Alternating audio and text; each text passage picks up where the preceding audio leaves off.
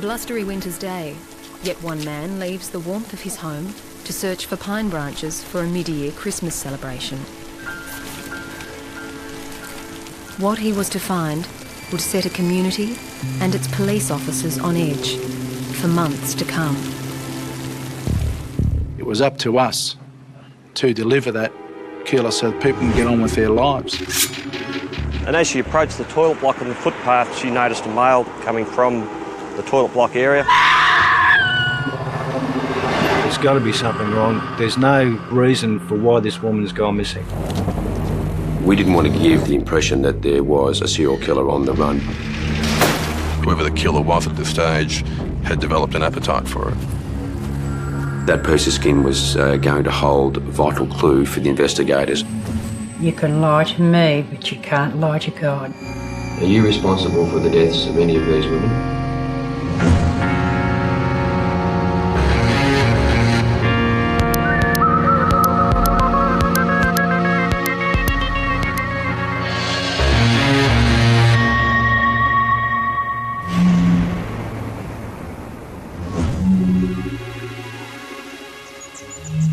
When a young girl's body was found in this park in the teeming rain, police had the odds stacked against them. They would need to call upon all of their investigative and forensic skills to solve a crime that even today sends chills down the spines of those who lived through it.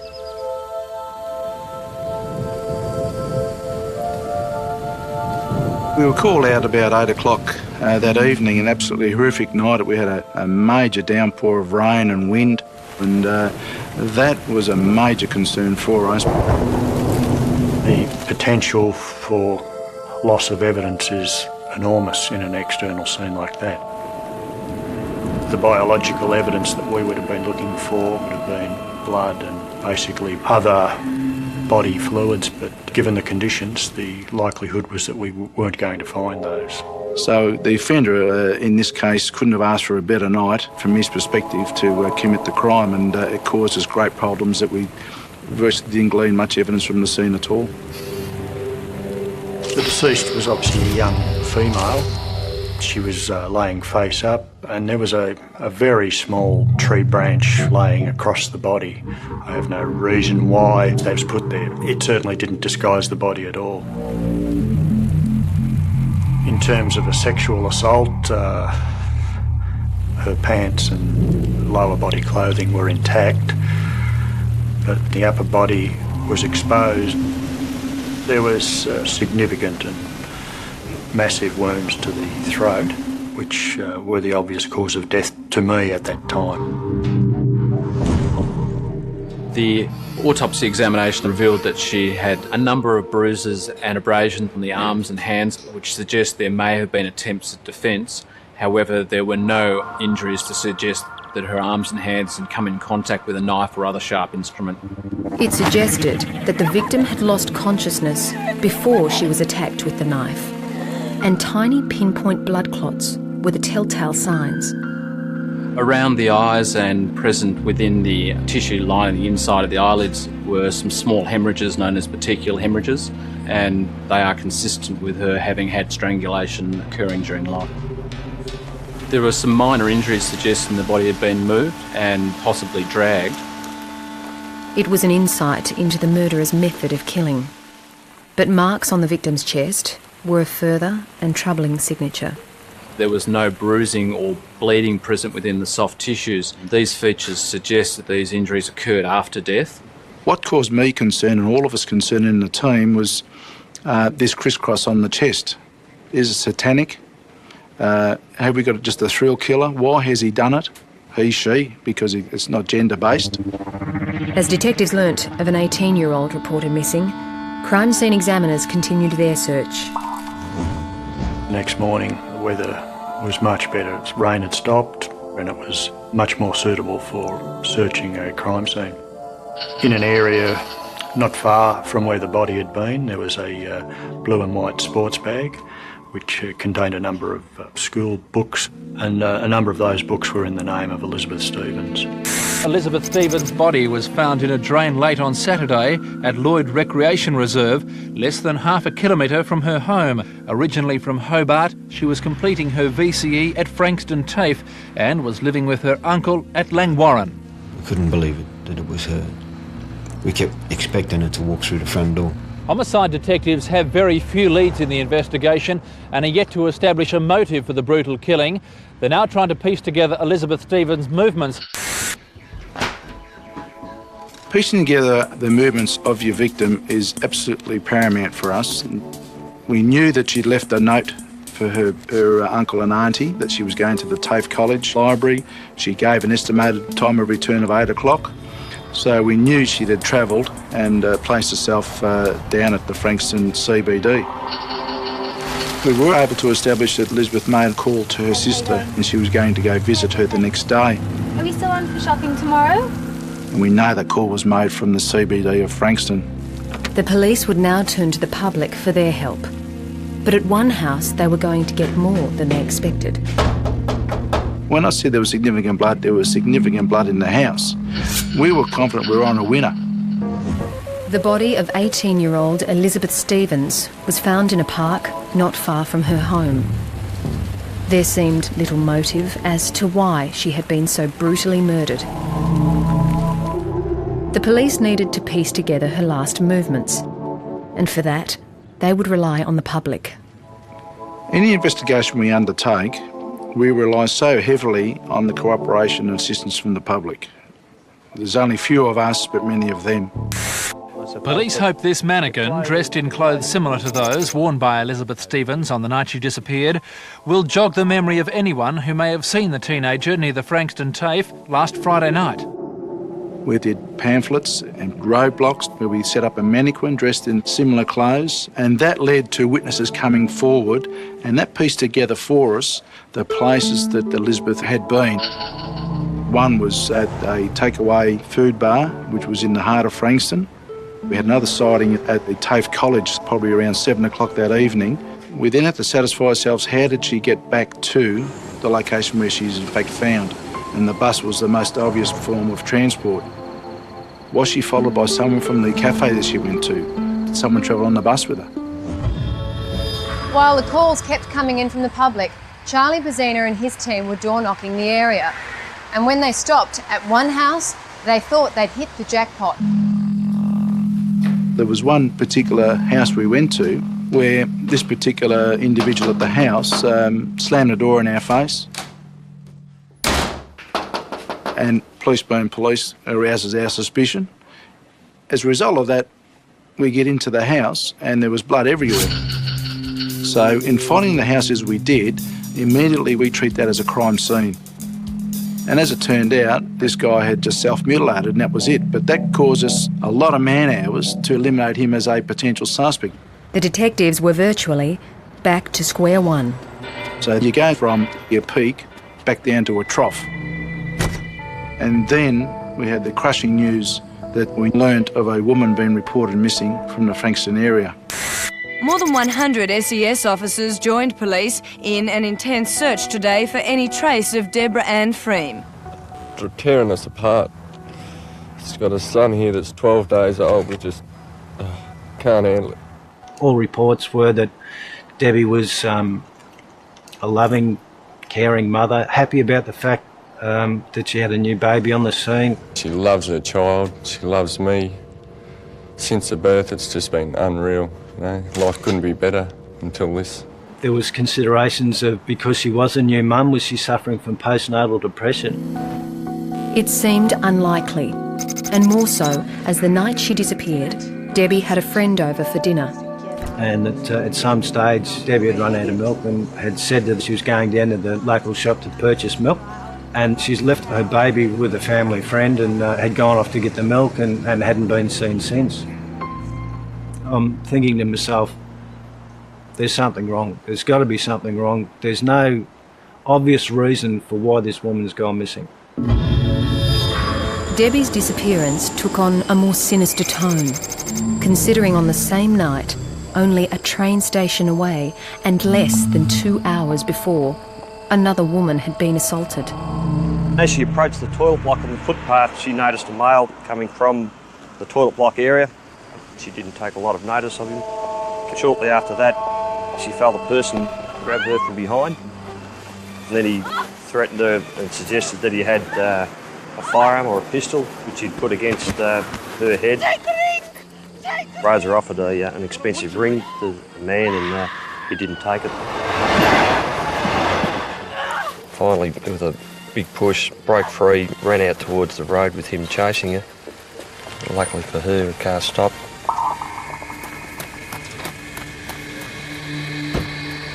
While Rosa Toth escaped and was now safe at home, police were still searching for 22-year-old Debbie Freem.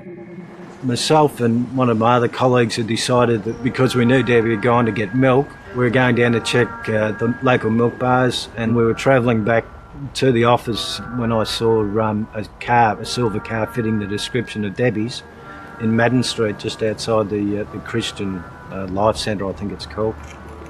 There was a V-shaped dent in the bonnet which indicated that she may have been involved in an accident. Police are also appealing to anyone who may have information about an accident involving Debbie's silver pulsar found 2 kilometres from home late yesterday. According to Debbie's de facto, it didn't have that damage when he left it on Thursday. We examined the car at that time and took photos of the car. The weather was closing in, so it was important to remove the car as quickly as possible. So we then took it to the Forensic Science Laboratory and put it undercover there for further examination. The damage to the front of the car extended from the top of the bonnet down through the grille to the number plate. This indicated to me that it had struck an upright object, possibly a street or road sign, a fence, something fairly tall.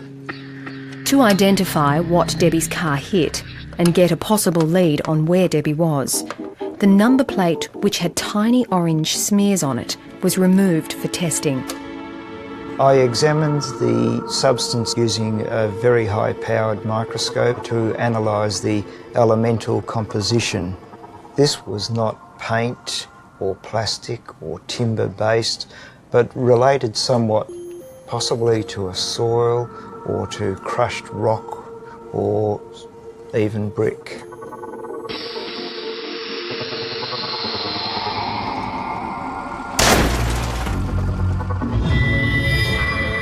It was more than likely that Debbie's car had hit a brick wall. But was it on her way to get the milk or after? No milk, no groceries, or her purse were found in the car. But other ominous clues were there. When I examined the car, I noticed that the driver's seat was in a reclining position and pushed nearly all the way back. I gained the impression somebody larger than Debbie drove the car to Madden Street. I also found what appeared to be blood on a blade of grass sitting on the passenger side seat, and I found what appeared to be blood on the driver's seat. The blood was that of Debbie Freem. But who had driven the car to Madden Street? Was the young mother missing or murdered? Police have been sent to Carrum Downs, where a woman's body was found a short time ago. It was discovered in grazing land between Wedge Road and Thompson's Road. Taylor's Road's an unmade road, and it's got grazing paddocks either side of the road, and the body was found between the trees and the wire fence of the paddock. It was suspected that it was the body of Debbie Freem, who had been missing for 2 or 3 days, and whose car we had found in Madden Street in Frankston. Residents in the Bayside suburbs of Seaford and Frankston are living in terror following the second stabbing murder in recent weeks. The body of Deborah Ann Freem was found beside a dirt road in farmland at Carrum Downs, 10 kilometres from her Seaford home. Unfortunately, there was nothing at the scene to indicate who the offender might have been. We were still up in the air at that stage. But while clues to the offender weren't present, he had left telltale signs that might link him to the murder of Elizabeth Stevens, whose body was found exactly 1 month before. The body was covered by broken branches, and even though I didn't go to the scene of Elizabeth Stevens, I knew that her body had vegetation placed on top of it too. On the grass near where Debbie was concealed, there was a large amount of blood. This indicated to me that she was killed and then hidden behind the bushes. Her dress was pulled up around a midriff and her underclothing was intact, the same as Elizabeth Stevens.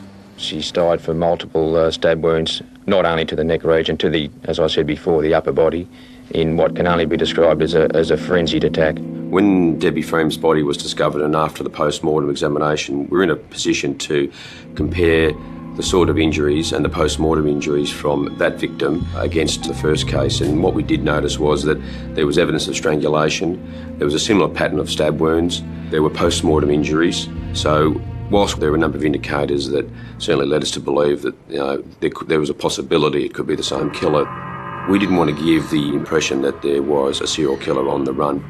The problem facing the police was that 2 other young women had also been murdered in the area within the last 3 years. The body of 25-year-old Michelle Brown was found in March last year, and Sarah McDermott was abducted from Cannock railway station in 1990.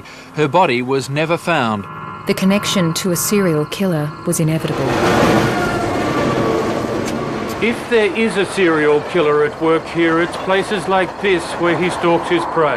This area is full of young women and single mothers, people who used to feel safe here, but no longer.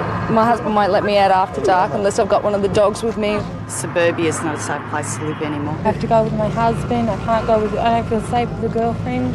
Your friend's up the road, but you're too scared to go and see them. The bad guys are winning and that makes you angry. I go to the nightclubs and that, and there aren't that many single girls going there now because it's too dangerous for them to be out at night time. Police are pouring resources into finding the murderer, who may well be a serial killer. It was clear that a lot of people in Frankston were frightened, too frightened to go out at night. We were all expecting another murder. You know, it was just this, whoever the killer was at this stage had developed an appetite for it. The most important thing was to try and catch the killer. You publicise the locations of caravans, as many photos of Elizabeth and Debbie, information about the car that she was driving, anything that might lead to the killer. A number of people rang in as a result of police to the community from the media. Witnesses that came forward said that they'd seen a tall man return to the vehicle after it had been located in Madden Street and enter the vehicle and take some goods from it. Some of the other reports we got indicated that Debbie was seen in the vehicle with a male, that the vehicle was driving erratically through the streets of Frankston. There'd been some attempt to flash high beam, which gave the investigators our first clues that Debbie had in fact been abducted. We were confident that the offender had driven the vehicle back to Madden Street, and the main clue it gave us was we thought he lived within a walking vicinity of that area. And in order to flush out a potential offender or suspect, we called upon the services of our criminal profiler. I was asked to have a look at the 2 murders that had occurred to that point to see if I could provide some insight in relation to the particular individual that might be involved in committing these murders. Typically, serial killers start their killing between the ages of 18 to 24. These kinds of individuals have a very rich fantasy life. They get pleasure out of fantasising about selecting their victims, the kind of victims and how they're going to kill them and what they're going to experience during the killing. So if you're fantasising almost every minute of your waking life, it's very difficult to hold down a meaningful job. There was enough information, enough evidence available to me to conclude the killer was a local. You don't go and commit a murder in an area that you're totally uncomfortable with, because that would be your greatest exposure. So he would fit into the local community. He wouldn't attract attention. It was perfect for him. From that information, the police produced a questionnaire and were going to target an area in Frankston where the profiler believed the killer might live. But just as they were about to commence the door knock, another young girl went missing.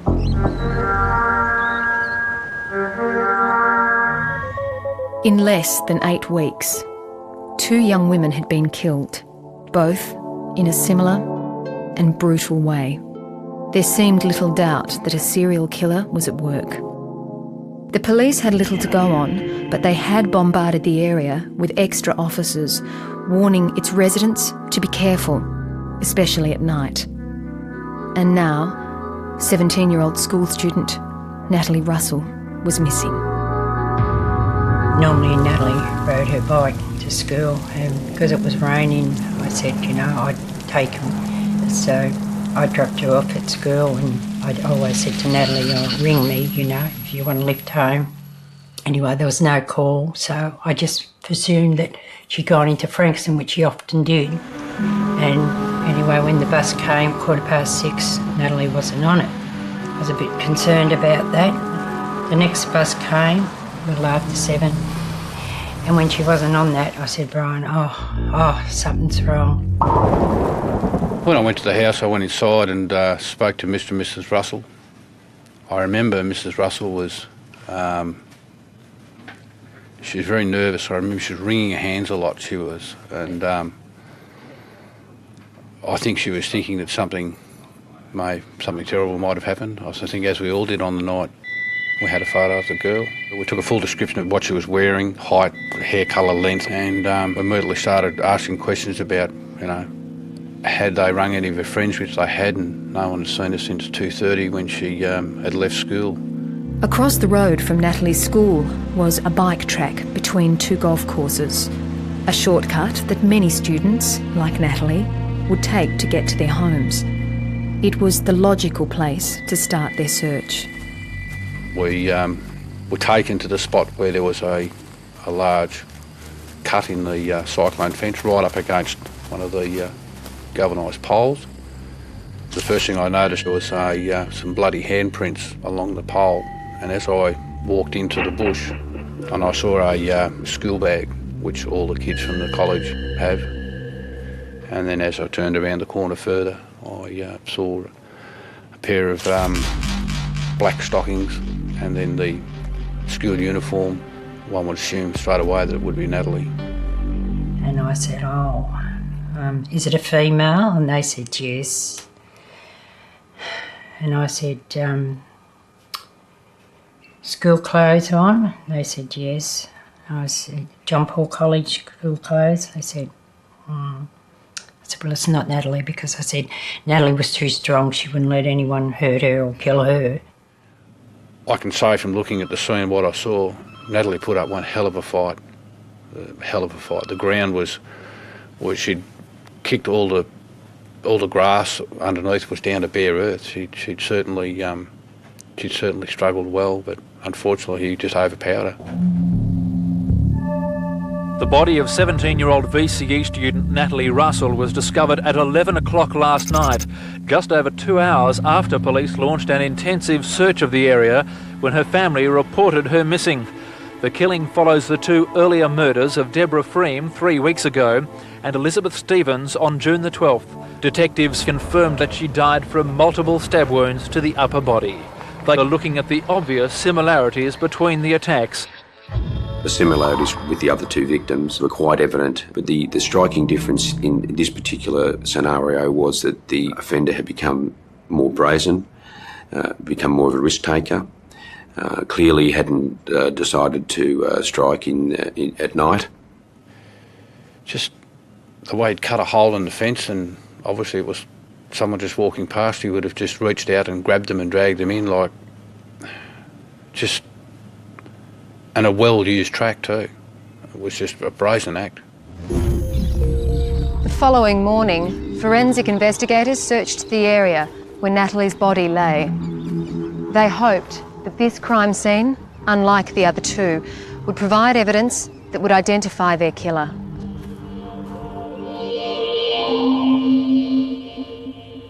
We noticed the hole in the fence on the western side of the track had been cut, and further down the track there was another hole in the fence and also one on the eastern side. I collected samples of wire that had been cut from these holes. The cut wire was very significant because if we were able to find a tool, we could match that up to the cut wire at the scene. In the hole at the northern end of the track, there was an amount of blood smeared on a fence post. The blood may have belonged to the offender, but it could also have come from Natalie as well. In behind this hole, there was a bushy area where the body of the deceased was laying. And up near her head were a couple of small leather straps, very, very light type leather, similar to straps that are used on binoculars. These were stained with blood, and if they had have been used for the purpose of strangulation, they would have broken as they appear to have done.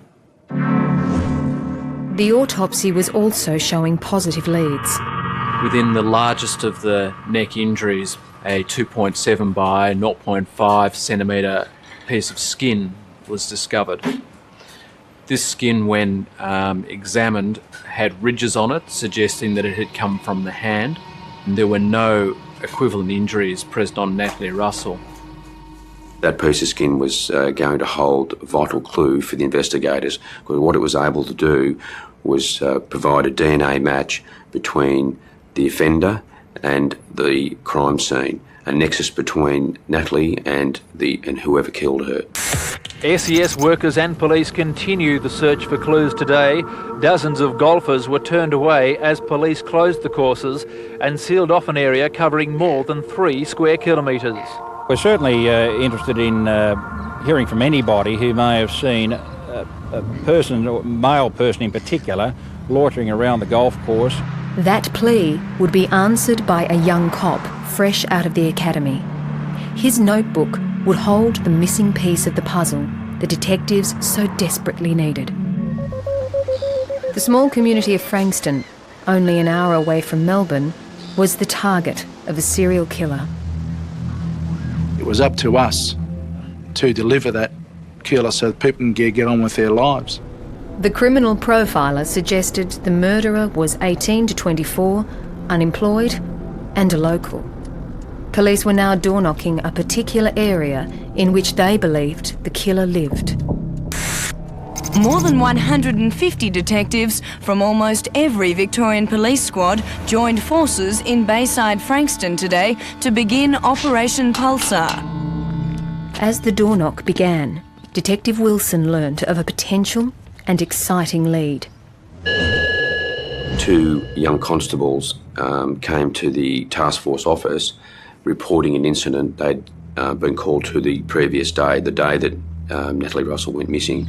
We received a call to attend Sky Road in Frankston for a suspicious vehicle, and when we got there we saw a Toyota Corona, a yellow kind of car.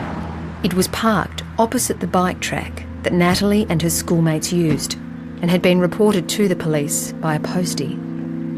On Friday, around about 3 o'clock, I was on my round, just about finished. It was knock-off time for school, and I saw a car without any registration plates on the back. There was a bloke in the car with his arms crossed, and he slouched down to try and hide, under the steering wheel. And I just kept going till I found a house that I knew someone was home, so I went in there, called the police.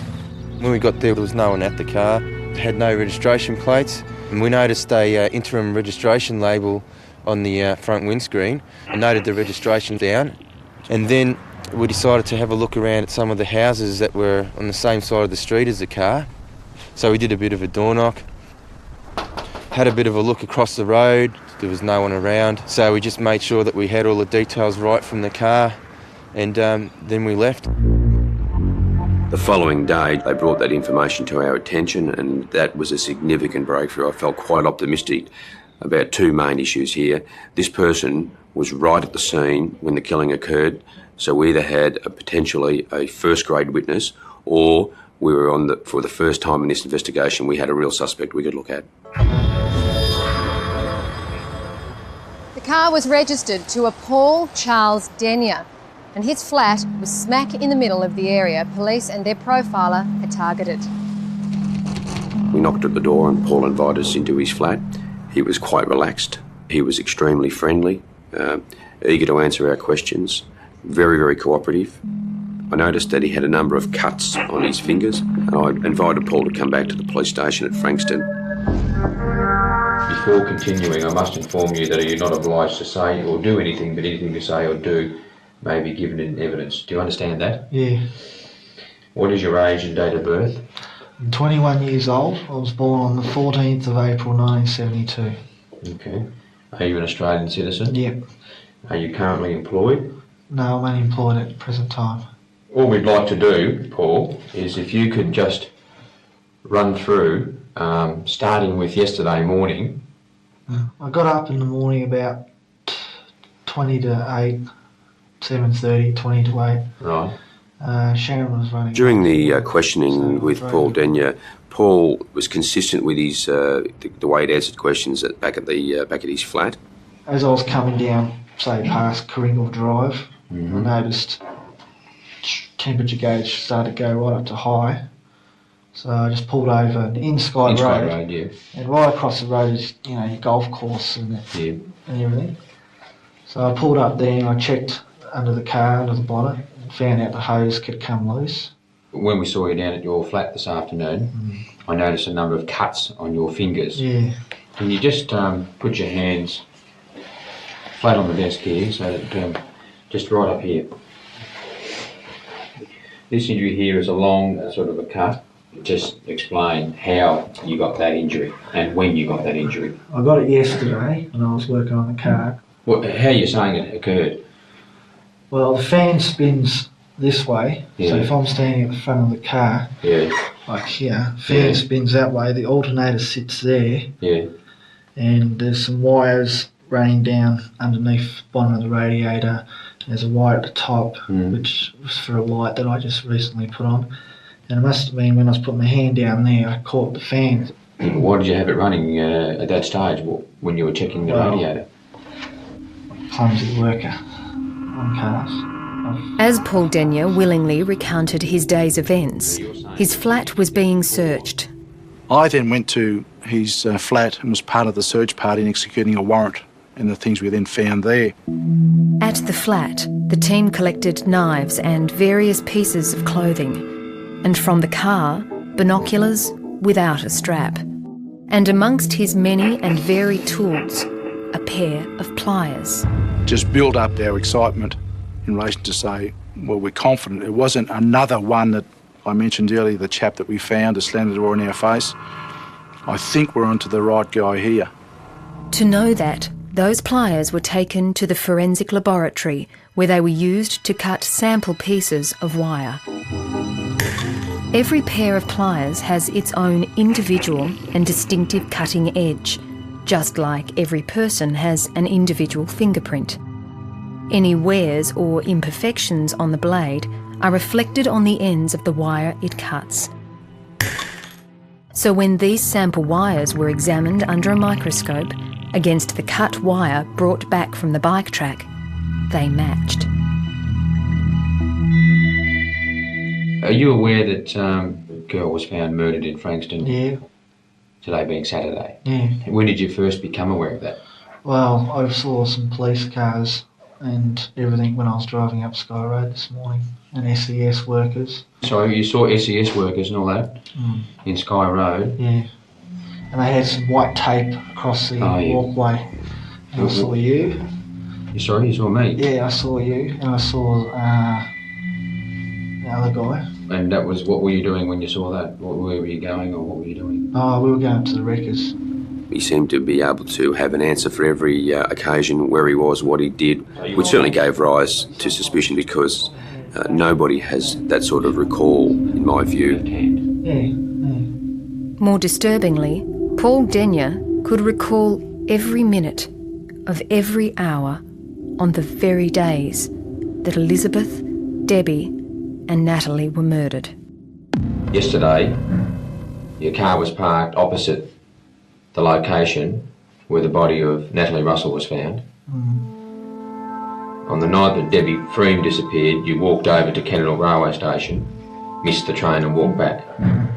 And on the night Elizabeth Stevens disappeared, you walked in a very close proximity to Lloyd Park on your way to pick up this battery.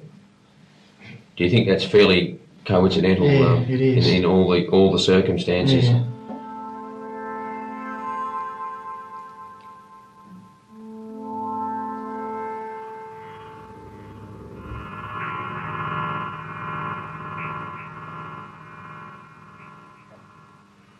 Are you responsible for the deaths of any of these women? No.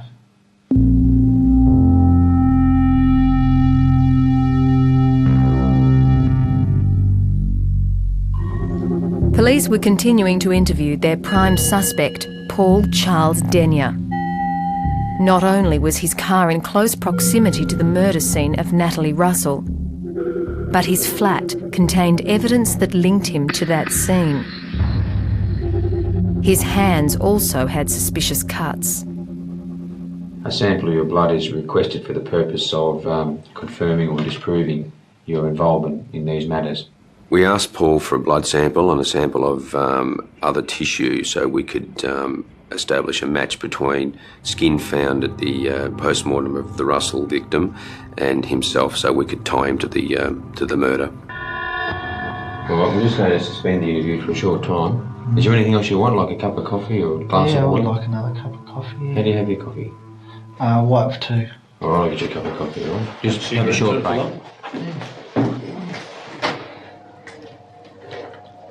At that particular time when he was sitting there, he was starting to realise now that blood samples were being requested and the DNA may link him to the scenes, and he knew that we didn't believe any of his story. Do you think that's fairly coincidental? Yeah, it is. In all the circumstances? Yeah. I think he knew that the game was up, so to speak, and whilst we're waiting for our forensic experts to come and take various samples, Detective Darren O'Loughlin was looking after Paul, and Darren was wearing a cross that you could see through his shirt, and Paul asked him if he was a Christian, and conversation ensued about that. You spoke to Detective O'Loughlin here, and you told Detective O'Loughlin that you were responsible for the murders of the three women. Is that correct? Just tell us in your own words, Paul, what happened in relation to the death of Elizabeth Stevens at Langwarrin.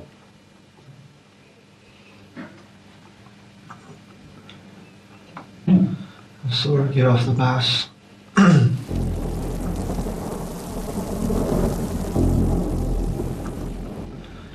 I walked up behind her, stuck my left hand around her, ran her mouth like this and held a gun to her head right here. I started choking her with my hands, and she passed out after a while. And then I pulled out the knife. Okay. And I dragged her to where she was found. Then I threw 2 branches on her body. Can you tell me why you attacked her on that night? Just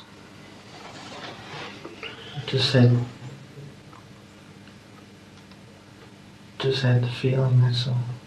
What sort of feeling? Can you possibly describe it, where you had this feeling? Just wanted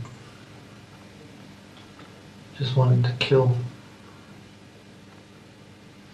Once he'd made the decision to admit the offence,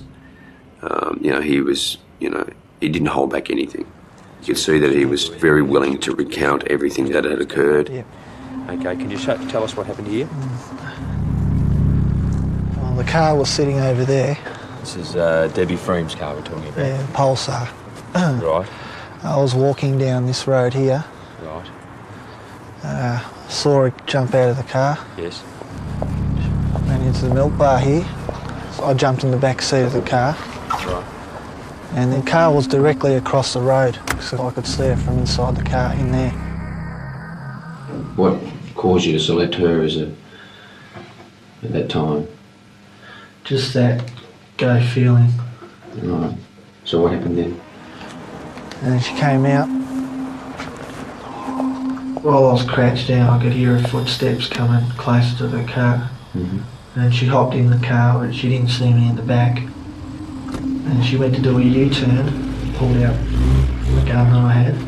Just as she was doing that turn, she kept going straight into this wall. What did she hit? Could be there. Which caused a dent on the bonnet. Right. And then you drove off down this Cannock Avenue? Yeah, down that way. He was totally removed from the circumstances of what occurred. It's like it didn't happen for him. He was explaining it outside himself. He then took Debbie to Taylor's Road, where he strangled and then killed her with a knife, like he did with Elizabeth Stevens. I dragged her about a metre into the trees and where she was lying against the fence. And I broke off 2 branches off the nearest tree and threw them over her body. And I hopped back in the car again and I adjusted the seat to match my height because she was a lot smaller than me. And headed back to Madden Street. Why to Madden Street? Wasn't too close, wasn't too far from home. The next morning, just as witnesses described, Paul Denyer went back to Debbie's car and grabbed her groceries and purse. I wanted to see what her name was and everything out of her wallet, so... Right. I took it up to the golf course and buried it. So you'd be able to show us where that is? Exactly. And how would you be able to find the spot? Alright, I'll find it. You've brought us up the track to this point where you've just kindly cut the fence open for us. Yep. This is the area in here where you've indicated the purse is. Yes. And he's digging around and, you know, like, really we could have just said, relax, Paul. It'll be here. If you say it's here, it'll be here, you know. But he was frantically digging because it was like we weren't going to believe him. I should have shovel.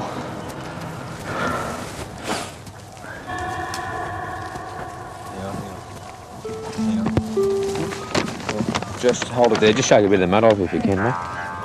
So that's the location where you buried the purse? Yep. And who does that purse belong to? Debbie Frame. I'll put it in the bag. 3 weeks later, he returned to the track. Yep. What can you tell me about this? I went up there earlier that day and cut the holes in the fences. What did you use to cut the holes in the fences? Pair of pliers. I stood here and watched Natalie Russell walk around the corner, and then I went through this hole and waited behind the trees there. Right. Until I saw her walk past here and heading that way. Right. And when she got about 10 metres down the track here, I came out of the fence. As we're walking along here, Mm. are you still maintaining that distance behind her?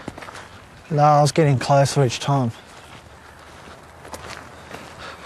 I walked along the grass like this, wouldn't make a sound. So you wouldn't be heard? Yeah. I was armed with a red-handled knife. Where'd that come from? From my place. Is that all you had? Yeah. Just a red-handled knife? Oh, and a leather strap. You would have found it at the scene, in 2 pieces. What was that used for? Strangling. What was that from? There was a strap off a pair of binoculars I had at home. I grabbed her here around the mouth, Yeah. with the left hand, like this. Yeah. I dragged her through here. Absolutely no remorse for what he did. The candour of his confessions were chilling, and the way he was able to describe what he'd done to these poor victims without any sort of emotion, it was quite an amazing journey. What did you want to kill her for?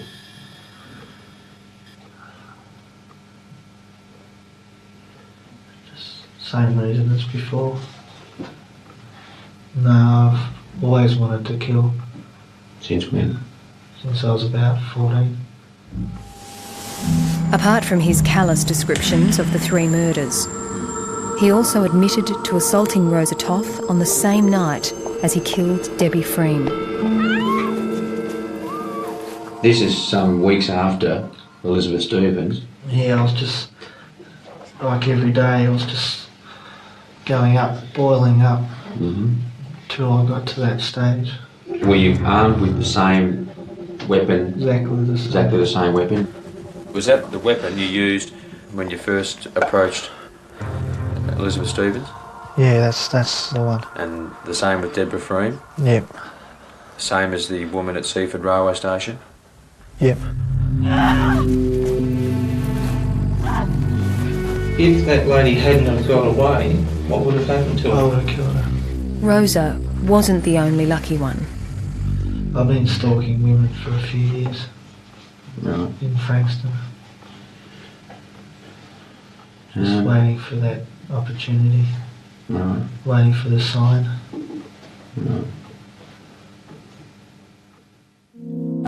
Paul Denya's confession had lasted just over 5 hours.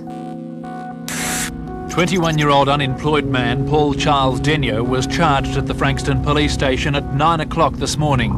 The station was under tight security as Denyer was driven away in a divisional van escorted by a second police car. When I went back up to the task force room, I can assure you there was absolute elation. There was cheering and, quite a lot of, positive comments being made. And I suppose, given all the time we'd put in, the victims that I'd seen, the elation was just so great. We all went back to, in the early hours of the morning, to a hotel, had a couple of beers in the wee hours of the morning and went home.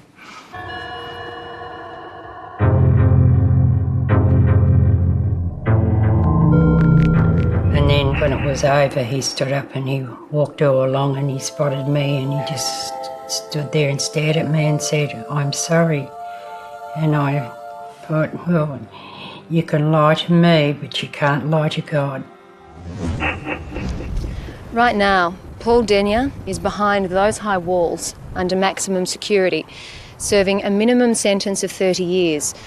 So, having murdered 3 young women and abducting another, Denyer could be out on the streets at the age of 51. That was just a real kick in the teeth as far as we were concerned, that he could do that to these young women and the law would basically give him a lousy 30 years for 3 murders. Because how many times has it happened? They get out, they'll do it again. There's just no way that he won't do it again. That's what he is. He's just a murderer.